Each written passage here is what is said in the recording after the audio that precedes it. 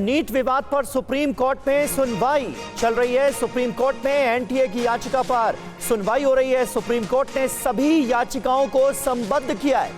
NTA की याचिका पर सुप्रीम कोर्ट से नोटिस जारी हुआ है।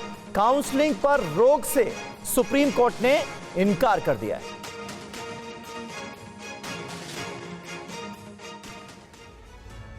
एक और बड़ी खबर है, सुप्रीम कोर्ट ने केंद्र सरकार और एनटीए को नोटिस भी भेजा है। सुप्रीम कोर्ट ने नोटिस का 2 हफ्ते में जवाब मांगा है। याचिका में पूरे मामले की जांच सीबीआई से कराने की मांग। 8 जुलाई को मामले की अगली सुनवाई। नीट विवाद में अब अलग अलग हाई कोर्ट में सुनवाई नहीं होगी, बल्कि सभी मामलों की सुनवाई एक साथ सुप्रीम कोर्ट में होगी। सुनवाई के दौरान सुप्रीम कोर्ट ने सभी याचिकाओं को संबद्ध करने का आदेश दिया है। सुप्रीम कोर्ट ने केंद्र सरकार और एनटीए को नोटिस भी भेजा है। सुप्रीम कोर्ट ने केंद्र सरकार और एनटीए को 2 हफ्तों में नोटिस का जवाब देने को कहा। हालांकि सुप्रीम कोर्ट ने काउंसलिंग पर रोक लगाने से इनकार कर दिया है। सुप्रीम कोर्ट में दायर याचिका में पूरे मामले की जांच सीबीआई से कराने की मांग की गई है। 8 जुलाई को इस मामले की अगली सुनवाई होगी। इस बीच कांग्रेस ने एनटीए पर बड़ा हमला किया है। कांग्रेस प्रवक्ता पवन खेड़ा ने 24 लाख बच्चों के भविष्य से खिलवाड़ करने का आरोप लगाया है।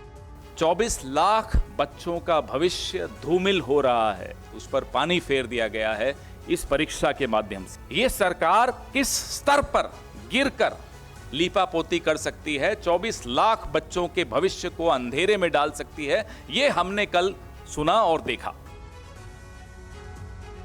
वहीं नीट विवाद पर याचिकाकर्ता के वकील से टीवी9 ने बात की। क्या कहा गया उनकी तरफ से, आपको सुनाते हैं। सर, आपकी जो याचिका थी उसमें क्या मांग की गई सुप्रीम कोर्ट से? मैंने उसमें 6 प्रेयर्स मांगी हैं कोर्ट से। एक तो cancellation of exam result NEET 24, एक है कि reschedule of the exam immediately, और थर्ड है कि जो लोग वहाँ बिहार में एफआईआर रजिस्टर हुई है शास्त्री नगर पुलिस स्टेशन में, उसकी इंक्वायरी इमीडिएट उसमें एसआईटी फॉर्म की जाए और इंक्वायरी करके लोगों को पनिश किया जाए। मैं ये जानना चाहता हूँ कि सरकार की ओर से क्या इन परीक्षाओं को आयोजित कराने के लिए कोई गाइडलाइंस नहीं है? इसमें ऐसा है, गाइडलाइंस डिफरेंट केस में डिफरेंट टाइम में होती रही हैं, कई केसेस हुए हैं, लेकिन जो ये इशू अराइज हुआ है, आप मेरी सुन लीजिए। What I have demanded from the court, मैंने कोर्ट से ये डिमांड किया है कि पहले जो है इसका देखा जाए कि इसमें पेपर लीक आगे ना होना पाए, उसके लिए गाइडलाइंस दी जाए एनटीए को भी और अदर डिपार्टमेंट जनरल भी, कि पेपर लीक ना हो पाए, ऐसे सर्कमस्टेंसेस क्रिएट किए जाएं। जैसे उसमें अभी तो ओपन नहीं किया कि वो कैमरास लगे होने चाहिए, प्रॉपर एग्जामिनेशन सेंटर होना चाहिए, प्रॉपर यानी भविष्य के लिए भी बेहतर व्यवस्था हो जाए, इसकी मांग आपने सुप्रीम कोर्ट से की है। और पुलिस ने नीट परीक्षा में नकल कराने वाले एक गिरोह का भंडाफोड़ किया है। मामले में पुलिस ने गुजरात के गोधरा से आरोपी टीचर को गिरफ्तार किया है। नीट परीक्षा में धांधली के आरोप में छात्रों के प्रदर्शन के बीच गुजरात पुलिस को बड़ी सफलता मिली। गुजरात पुलिस ने आरोपी शिक्षक को 7 लाख रुपए के साथ गिरफ्तार किया है। पूरे नकेल गिरोह का मास्टरमाइंड एक कोचिंग का संचालक है। कोचिंग संचालक ने नीट परीक्षा केंद्र में ड्यूटी कर रहे टीचर के साथ मिलकर घोटाले को अंजाम दिया। उसको कुछ बच्चों की डिटेल्स भेजी थी। आरोपी टीचर ने नीट परीक्षा केंद्र के प्रिंसिपल से मिलकर पेपर लीक कराया था। पुलिस पूरे मामले की जांच में जुटी है। पुलिस जांच में टीचर के पास से बच्चों की लिस्ट मिली है। उसमें बच्चों के नाम के आगे भूरे और काले घेरे और कोड टीबी और पीआर लिखा हुआ है। इसमें टीबी का मतलब तुषार भट्ट का छात्र, पीआर का मतलब परशुराम रॉय का छात्र। पुलिस के मुताबिक आरोपी तुषार भट्ट नीट परीक्षा के एक दिन पहले परीक्षा केंद्र के प्रिंसिपल पुरुषोत्तम शर्मा के घर पर पहुंचा था। फोन और व्हाट्सएप के जरिए दूसरे आरोपी आरिफ वोरा के संपर्क में था। मामला सामने आने के बाद स्कूल के प्रिंसिपल ने अपने घर में लगे सीसीटीवी कैमरे की डीवीआर डेटा को भी फॉर्मेट कर दिया है। और इस वक्त की बड़ी खबर आपको बता दें, कठुआ में मुठभेड़ में मारे गए आतंकवादी के पास से पाकिस्तानी सेना, नौसेना और वायुसेना के लिए खरीदा गया माइक्रो सैटेलाइट संचार उपकरण बरामद हुआ है। ये बड़ी जानकारी सामने आ रही है। एक माइक्रो सैटेलाइट उपकरण बरामद किया गया है जो कि पाकिस्तान की सेना, नौसेना और वायुसेना के लिए खरीदा गया था। और इस उपकरण का इस्तेमाल कौन कर रहा था? वो आतंकी जो कि सरहद पार से जम्मू में आतंकी घटनाओं को अंजाम देने के लिए आए हैं।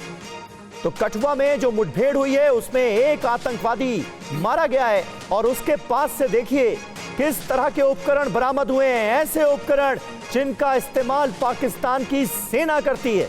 अंकित भट्ट हमारे संवाददाता इस वक्त हमारे साथ मौजूद हैं। अंकित, ये सबूत चीख चीख कर गवाही दे रहा है कि पाकिस्तान की सेना, आईएसआई और तमाम आतंकवादी संगठन कैसे मिलकर काम करते हैं। बिल्कुल सही कह रहे हैं आप। आपको बता दें कि 2 दिन पहले जिस तरीके से कठुआ में एनकाउंटर हुआ और उसी बीच में जो 2 आतंकी हैं सुरक्षा बलों ने ढेर किए, दोनों आतंकी पाकिस्तानी हैं, हाल ही में ही इन्फिल्ट्रेट कर आए थे और वहीं इनसे जो रिकवरी हुई है खासतौर पे M4 राइफल और साथ में ये जो सैटेलाइट फोन है ये बरामद हुआ है और ये जीता जागता सबूत है, क्योंकि ये जो माइक्रो सैटेलाइट फोन है ये पाकिस्तानी सेना, पाकिस्तानी नेवी और एयरफोर्स की तरफ से इस्तेमाल किया जाता है। अब यही सैटेलाइट फोन जो है ये सुरक्षा बलों ने रिकवरी के दौरान रिकवर किया था इन आतंकियों से और ये दिखाता है जीता जागता सबूत कि किस तरीके से पाकिस्तान जो है वो पूरी तरीके से आतंकियों की मदद करता आया है। समीर, बहुत बहुत शुक्रिया अंकित आपका इस ताज़ा जानकारी और अपडेट के लिए। और वो सैटेलाइट फोन हमने अपने दर्शकों को दिखाया भी अंकित। और अगली खबर का रुख करते हैं। इधर जम्मू कश्मीर के माता खीर मंदिर में दर्शन के लिए श्रद्धालुओं की भारी भीड़ उमड़ी है। माता खीर मंदिर बहुत ही चमत्कारी मंदिर है और कश्मीरी पंडितों के लिए बेहद खास है। घाटी की हरी भरी वादियों और चिनार के पेड़ों के बीच मौजूद ये मां खीर भवानी का मंदिर है। कश्मीर की कुलदेवी माता खीर भवानी के दर पर एक बार फिर सालाना मेला लगा है। लोग माता के मंदिर में पहुंचकर आस्था के दीप जला रहे हैं। यहाँ हर साल हजारों की संख्या में भक्त मां के दर्शन के लिए पहुंचते हैं। प्रार्थना तो मैं यही करूंगा कि अमन और शांति आ जाए, वही बहार आ जाए 90 से पहले की बहार, जहाँ पे कश्मीरी पंडित मुसलमान के साथ बैठता था, एक ही थाली में खाते थे और लगता नहीं था मुसलमान कौन है हिंदू कौन है। यहाँ एक देवी दुर्गा का भी मंदिर है। देवी दुर्गा के इस मंदिर में देवी की पूजा उपासना माँ रागनी के रूप में होती है। मजा आ रहा है, अभी अच्छा है सब कुछ, लोग भी अच्छे हैं यहाँ पे, सब अच्छा लग रहा है यहाँ पे आके। हाँ किया, सब कुछ किया है। माता खीर मंदिर जम्मू कश्मीर के गांदरबल के तुलमुल में स्थित है। खीर भवानी में कश्मीरी पंडितों का बेहद अटूट विश्वास है। कहते हैं कि जगत गुरु आदि शंकराचार्य और स्वामी विवेकानंद ने भी खीर भवानी मंदिर में आकर साधना की थी। खीर भवानी देवी कश्मीरी पंडितों की कुलदेवी और आराध्य मानी जाती हैं। खीर भवानी मेले में भक्तों की भारी भीड़ है। आप देखिए हमारे संवाददाता महराज अहमद की ये रिपोर्ट। कश्मीर गांदरबल में स्थित है खीर भवानी माता के दरबार में है। आप देख सकते हैं माता खीर भवानी जो कि असल में माता रतया देवी के नाम से भी मशहूर है। बता दें आपको कि कश्मीरी समुदाय में यानी कश्मीरी पंडित समुदाय विशेषकर इसकी एक खास भूमिका है। आप देख सकते हैं कि किस तरीके से आज भक्तों की भीड़ यहाँ पे जमा है और विशेषकर कहे तो जो जम्मू संभाग में हुए कई मिलिटेंट हमले हैं उनके बाद से यही आशंका जताई जा रही थी कि यहाँ पे इस वर्ष जो है इन भक्तों की संख्या में कमी देखने को मिलेगी, लेकिन कल शाम तक 12,000 से अधिक जो माता के भक्त हैं वो यहाँ पहुँच पाए हैं और कुल मिलाकर कहे तो अभी भी जो है भक्तों की भीड़ जो है वो थमने का नाम नहीं ले रही है। प्रशासन की ओर से पूरे प्रबंध किए गए हैं और बता दें आपको कि विशेषकर दुआएं की जा रही है इन भक्तों के जरिए से। यहाँ पे जो माता के श्रद्धालु पहुंचे हैं उनका यही कहना है कि वो फिर घर वापस आना चाहते हैं। जो उनका वनवास है, श्री राम कृष्ण का वनवास जो 14 साल के बाद खत्म हुआ था, इनका वनवास खत्म होगा तो ये उसके लिए यहाँ पे अपनी माता से भी दुआ कर रहे हैं। और कश्मीर के गांदरबल में चल रहे खीर भवानी मेले में राजनीतिक दलों के नेता भी पहुंच रहे हैं। बीजेपी नेता रविंद्र रैना और नेशनल कॉन्फ्रेंस प्रमुख फारूक अब्दुल्ला भी मंदिर पहुंचे।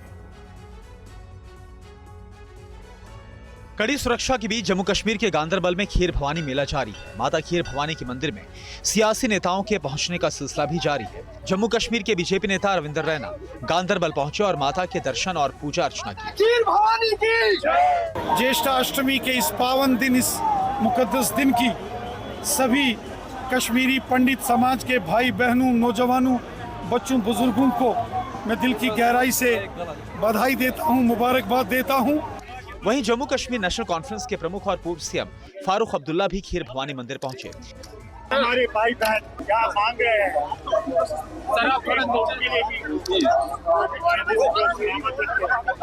और चाहते हैं कि घर वापस आए। मध्य कश्मीर के गांदरबल जिले के तुलमुल्ला इलाके में खीर भवानी मेला 14 जून से मनाया जा रहा है।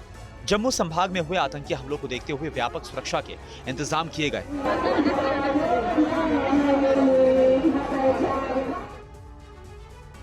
और कुवैत अग्निकांड में जान गंवाने वाले 45 भारतीयों के शव विमान के जरिए कोच्चि लाए गए हैं। कोच्चि एयरपोर्ट पर केरल के सीएम पिनराई विजयन और केंद्रीय मंत्री सुरेश गोपी ने मृतकों को श्रद्धांजलि दी। कुवैत अग्निकांड में अपनी जिंदगी खोने वाले 45 भारतीयों के पार्थिव शरीर लेकर इंडियन एयरफोर्स का विमान आज कोच्चि पहुंचा, जहां केंद्रीय राज्य मंत्री सुरेश गोपी, केरल के सीएम पिनराई विजयन सहित राज्य के कई मंत्री और नेता मौजूद रहे। इन 45 भारतीयों में कई लोग तमिलनाडु और कर्नाटक के रहने वाले थे, जिनके पार्थिव शरीर को एम्बुलेंस और पुलिस पायलट की मौजूदगी में उनके परिजनों तक पहुंचाया जा रहा है। कोच्चि एयरपोर्ट के कार्गो टर्मिनल में पार्थिव शरीर पहुंचने पर वहां मौजूद लोग गमगीन नजर आए। केंद्रीय राज्य मंत्री सुरेश गोपी ने बताया कि भारत सरकार पूरे मामले पर नजर बनाए हुए है। India also will play its role very well because we have initiated the graciousness of the government. We have initiated it right from the moment this news was on. Bharat अपनी पूरी भूमिका निभाएगा। इस हादसे में झुलसे लोगों का इलाज कुवैत के अस्पताल में चल रहा है। केंद्रीय विदेश राज्य मंत्री कीर्तिवर्धन सिंह घायल लोगों से मुलाकात कर वहां के हालात के बारे में जानकारी ले रहे हैं।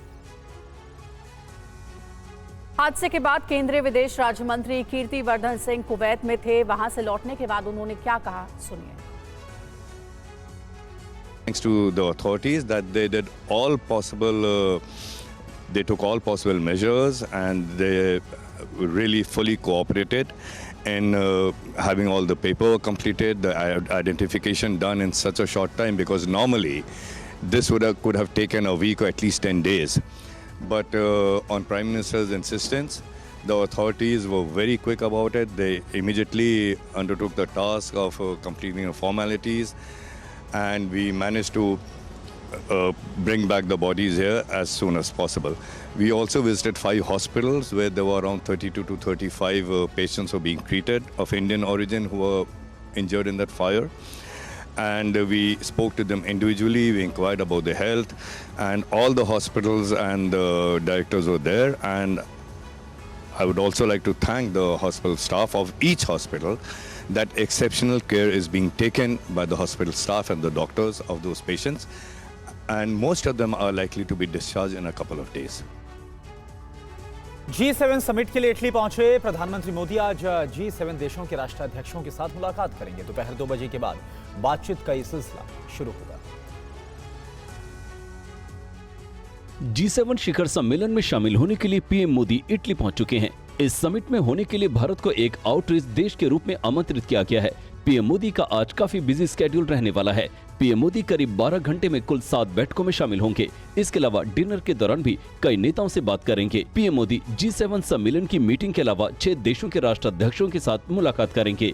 सबसे पहले प्रधानमंत्री मोदी की मुलाकात फ्रांस के राष्ट्रपति इमैनुअल मैक्रों से होगी। ये मुलाकात दोपहर 2:15 बजे से 2:30 बजे के बीच तक होगी। इसके बाद पीएम मोदी ब्रिटिश प्रधानमंत्री ऋषि सुनक से मिलेंगे। फिर पीएम मोदी की यूक्रेन के राष्ट्रपति ज़ेलेंस्की से द्विपक्षीय मुलाकात है। शाम 5:30 बजे पीएम मोदी एआई और ऊर्जा पर G7 के आउटरीच सेशन में शामिल होंगे। इसके बाद पीएम मोदी रात 9:20 पर जर्मनी के चांसलर ओलाफ स्कोल्ज से मिलेंगे। इसके बाद इटली के पीएम जॉर्जिया मेलोनी से द्विपक्षीय बातचीत होगी। रात 11 बजे पीएम मोदी का जापान के प्रधानमंत्री फूमियो किशिदा से मुलाकात का कार्यक्रम है। रात में इटली की पीएम की ओर से सांस्कृतिक कार्यक्रम का आयोजन किया है। पीएम मोदी इस कार्यक्रम में शामिल होने के बाद देर रात में स्वदेश वापस आ जाएंगे। और चुनाव नतीजों पर आरएसएस के इंद्रेश कुमार का बयान सामने आया। अहंकारी 241 सीट पर रह गए। ये इंद्रेश कुमार ने कहा, राम की भक्ति ने सबसे बड़ी पार्टी बनाई। राम पर विशेष विरोध करने वालों को 234 सीट पर रोका। भगवान राम सबके साथ न्याय करते हैं, इंद्रेश कुमार का बयान। 2024 में भी राम राज्य का विधान देखिए, लोकतंत्र के परम में कैसा है। जिन्होंने राम की भक्ति की और धीरे धीरे अहंकार आ गया, उस पार्टी को सबसे बड़ी पार्टी घोषित कर दिया और उसका और जो पूरा उसको मत मिलना चाहिए, जो शक्ति मिलनी चाहिए, वो भगवान ने अहंकार के कारण दिया। जिन्होंने राम का विरोध किया उनमें से किसी को भी शक्ति नहीं दी, सब मिलकर भी नंबर 1 इन्होंने नंबर 2 पर खड़े कर दिए। इसलिए प्रभु का न्याय बड़ा विचित्र नहीं है, बड़ा सत्य है, बड़ा आनंददायक है। इसलिए जिस पार्टी ने भक्ति की, अहंकार आया, उसको 241 पर रोक दिया, पर सबसे बड़ी बना दी। जिनके अंदर राम की अनास्था थी, अश्रद्धा थी, और उनको सबको मिलकर 234 पर रोक दिया। कहा तुम्हारी अनास्था का यही दंड तुम्हें है कि तुम सफल नहीं हो सकते। इसलिए जो राम की भक्ति करे तो निरअहंकार करे, और जो राम का विरोध करे उसका अकल्याण अपने आप है, प्रभु नहीं बिगाड़े। और इंद्रेश कुमार के इस बयान पर विपक्षी नेताओं ने कैसे हमला किया है, ये भी सुनिए।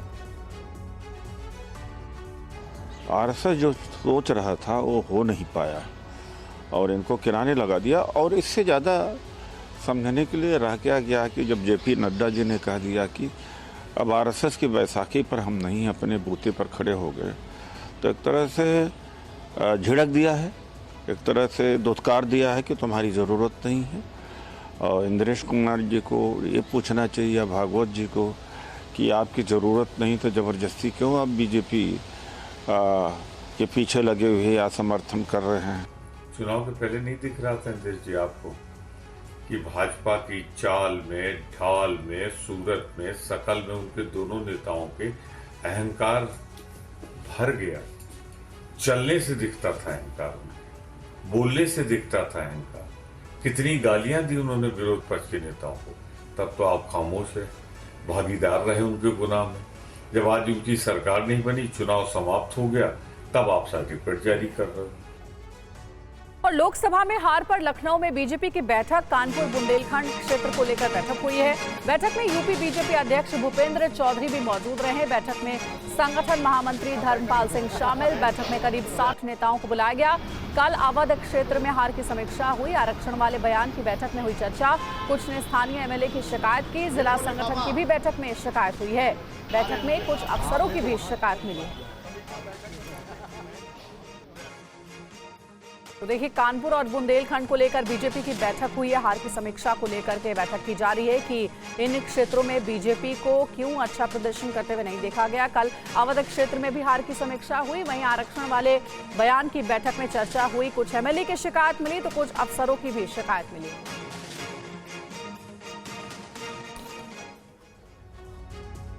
और वहीं 24 जून से शुरू होने जा रहे संसदीय सत्र को लेकर कैसी तैयारियां हैं, संसदीय कार्य मंत्री रिजिजू को विपक्ष से क्या उम्मीदें हैं, आप इस रिपोर्ट में देखिए। 18वीं लोकसभा का पहला संसदीय सत्र 24 जून से शुरू हो रहा है। आंकड़ों के हिसाब से इस बार विपक्ष मजबूत स्थिति में है। इस बीच नवनिर्वाचित संसदीय कार्य मंत्री किरण रिजिजू ने उम्मीद जताई है कि विपक्ष देशहित के मुद्दों पर सकारात्मक सहयोग करेगा। ऑपोजिशन रूलिंग दोनों मिलकर ही चलाना होगा और अच्छा बहस हो। डिबेट एंड डिस्कशन डेमोक्रेसी का कोर हमारा एक अहम चीज है, जिसके बिना डेमोक्रेसी नहीं चल सकता है। संसद का पहला सत्र इसलिए भी खास है क्योंकि लोकसभा अध्यक्ष पद के लिए उम्मीदवारों के नामों का प्रस्ताव भी 25 जून तक दोपहर तक आमंत्रित किया गया है और 26 जून को लोकसभा अपने नए अध्यक्ष का चुनाव करेगी। लोकसभा सत्र के पहले 2 दिन यानी कि 24 और 25 जून को प्रोटेम स्पीकर नवनिर्वाचित सांसदों को शपथ दिलाएंगे। इसके बाद 26 जून को लोकसभा अध्यक्ष का चुनाव होगा। 27 जून को राष्ट्रपति द्रौपदी मुर्मू दोनों सदनों की संयुक्त बैठक को संबोधित करेंगी और अगले 5 वर्षों के लिए नई सरकार की रोडमैप को पेश करेंगी। और सत्र के दौरान 26 जून को लोकसभा अपने नए अध्यक्ष का चुनाव करेगी। इस पर विपक्षी नेताओं की राय क्या है, सुनिए। संसदीय लोकतंत्र के लिए तो ये बेहद ही खूबसूरत क्षण होता कि विपक्ष की तरफ से या उनके ही अलायंस में जो नॉन बीजेपी है उनके लोग वहां बैठे। लेकिन प्रधानमंत्री जी की कार्यशैली को देखते हुए उनके कार्यकाल में डिप्टी स्पीकर नहीं हुआ। ये अपने आप में वो देखिए, संसद की दहलीज चूमते हैं, वो फोटो के लिए अच्छा है, लेकिन संसदीय लोकतंत्र के प्रति जो गरिमा का भाव, निष्ठा का भाव होना चाहिए, उसकी कमी दिखती है।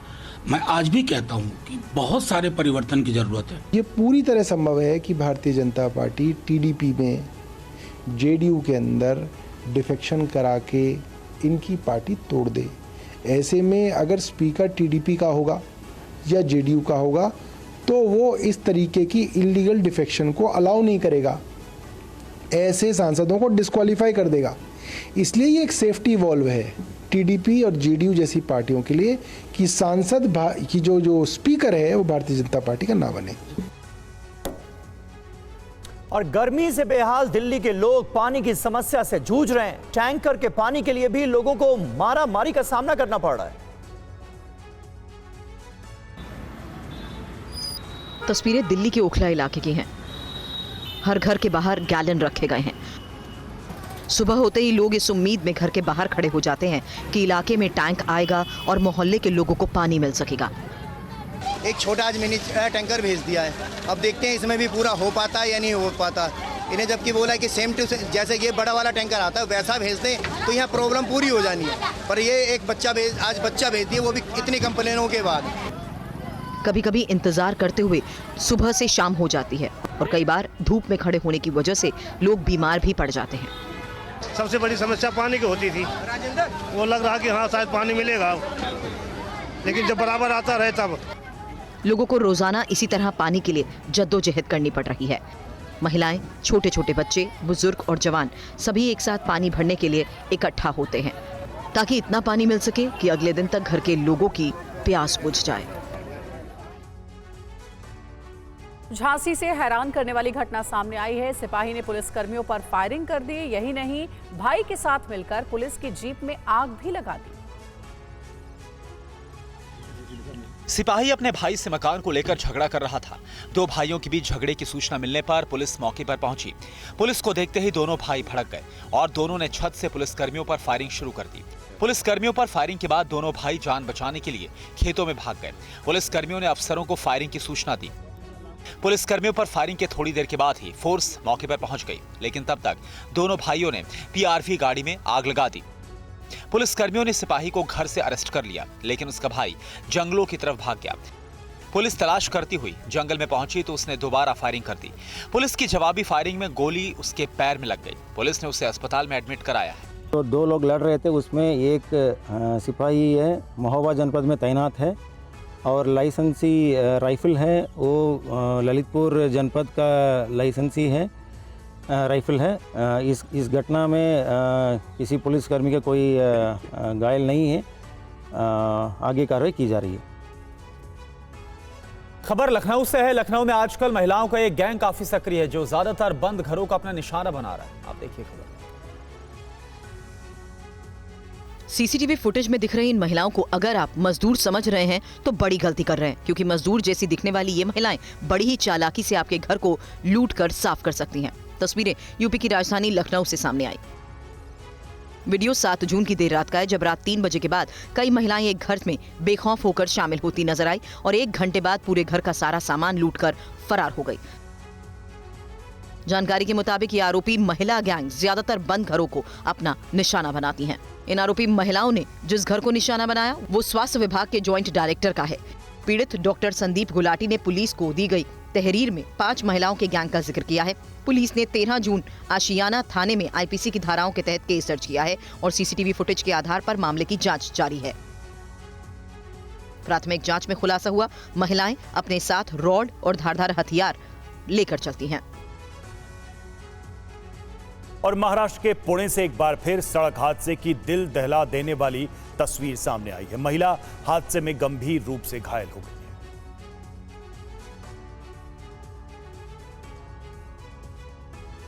हादसे का ये वीडियो पुणे के पिंपरी चिंचवाड़ से सामने आया।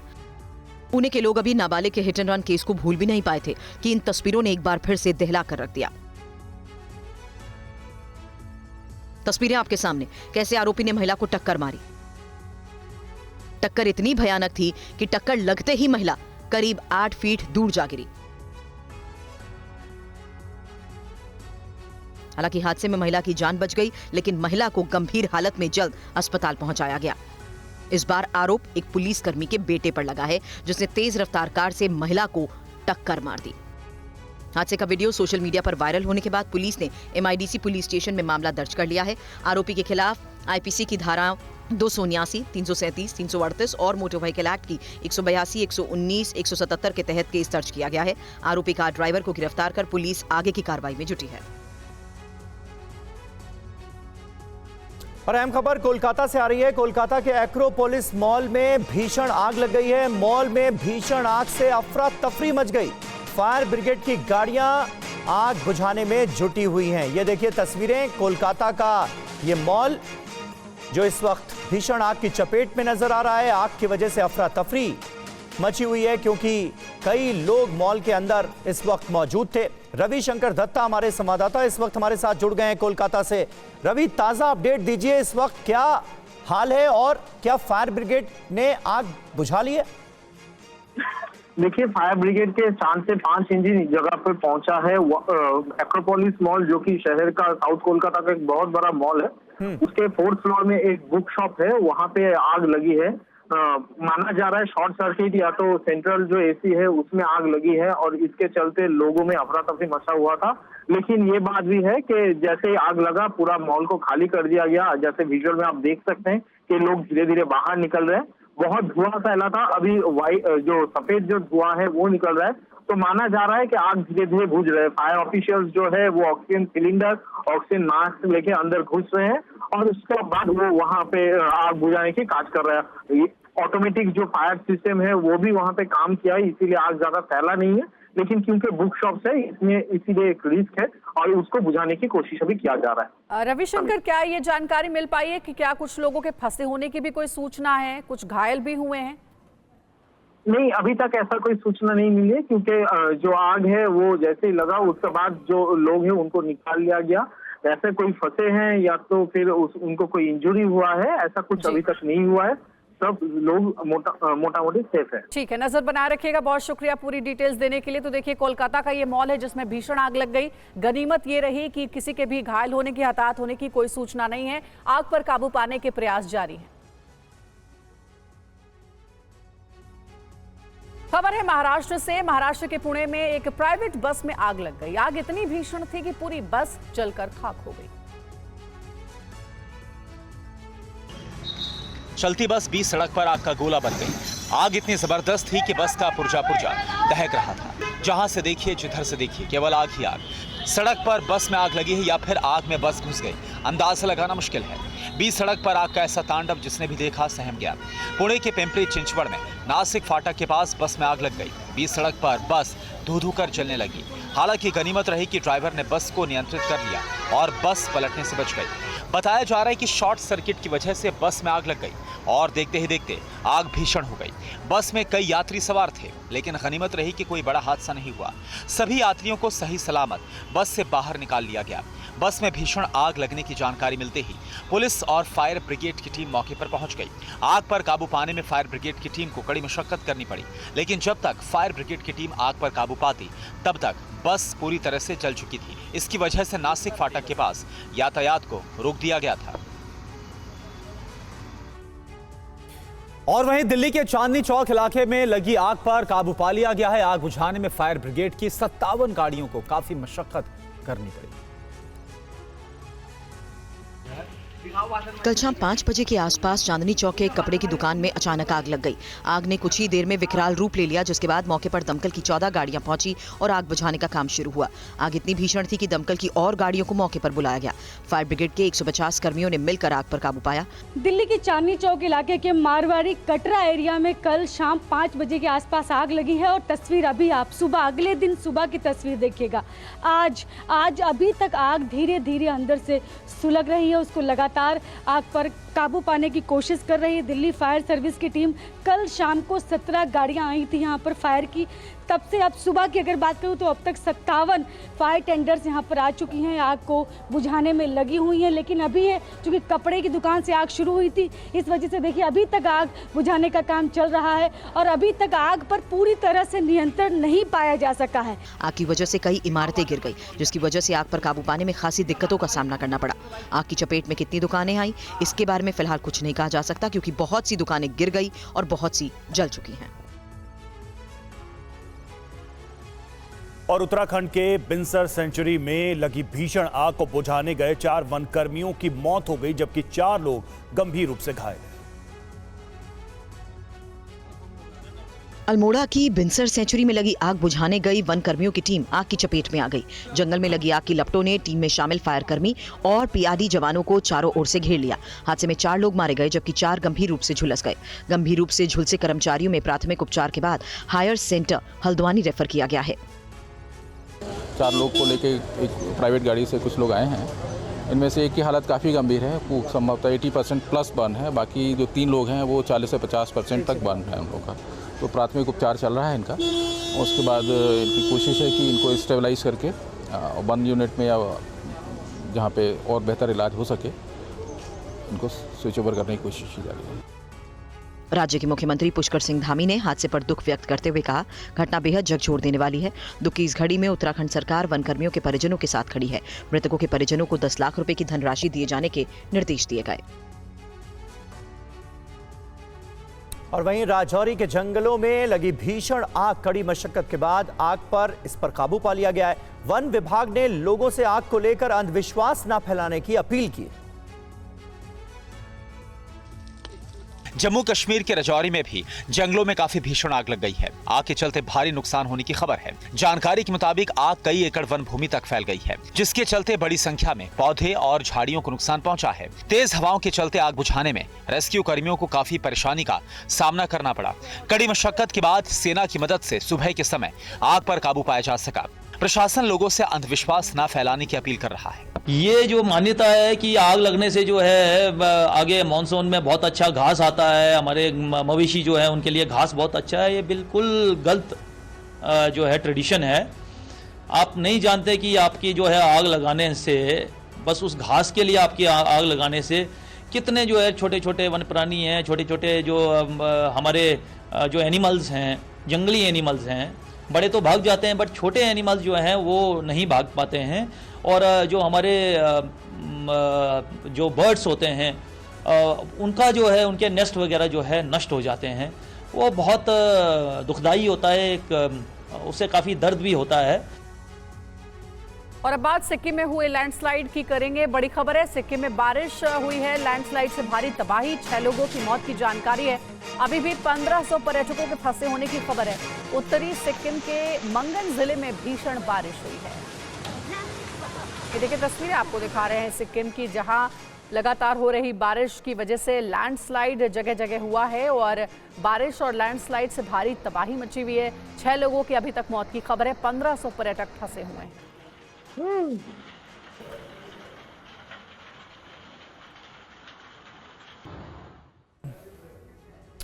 और वहीं सिक्किम में कुदरत के क्रोध की ये 4 तस्वीरें इस वक्त आपको दिखा रहे हैं, कैसे सड़कें धंस रही हैं। कई गाड़ियां मलबे में फंस गई हैं। लैंडस्लाइड से कई जगहों पर भारी नुकसान की खबर है। उत्तरी सिक्किम में तबाही काफी ज्यादा हुई है, कई जगहों पर पर्यटक फंसे हुए हैं।